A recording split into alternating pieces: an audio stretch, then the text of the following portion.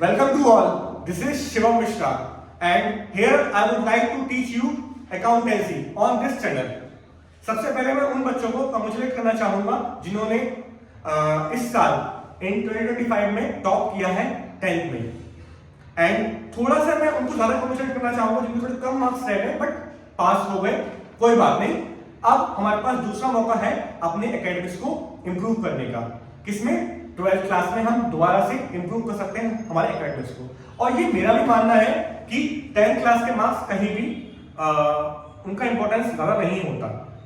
ठीक है, तो मैं आपको बताना चाहता हूँ एंड थोड़ा सा मैं आपको अकाउंटेंसी से थोड़ा सा इंट्रोड्यूस कराना चाहता हूँ, क्योंकि 10th क्लास तक हम साइंस साइड पढ़ रहे थे।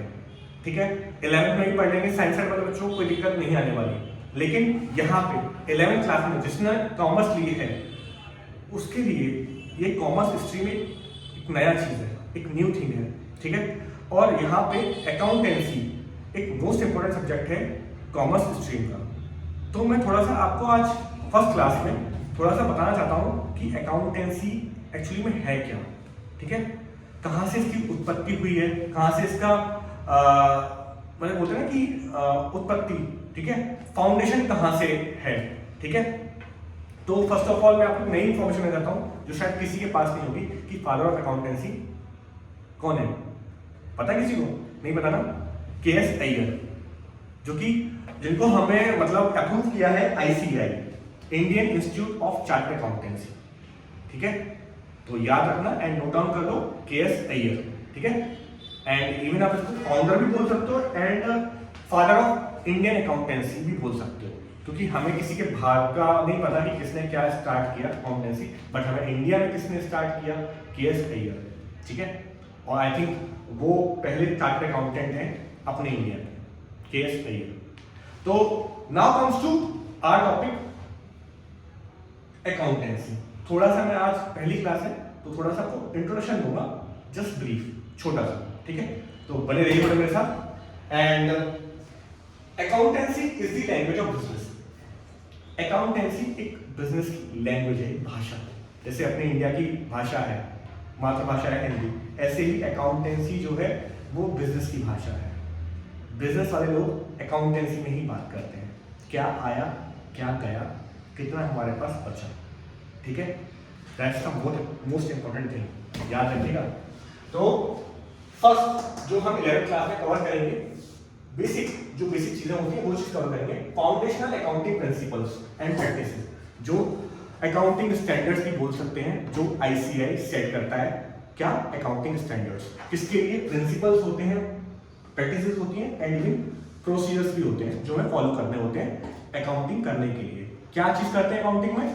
Second thing, including recording business transactions. Business transactions record करते हैं कैसे? क्या आया, क्या गया, क्या बेचा, क्या खरीदा।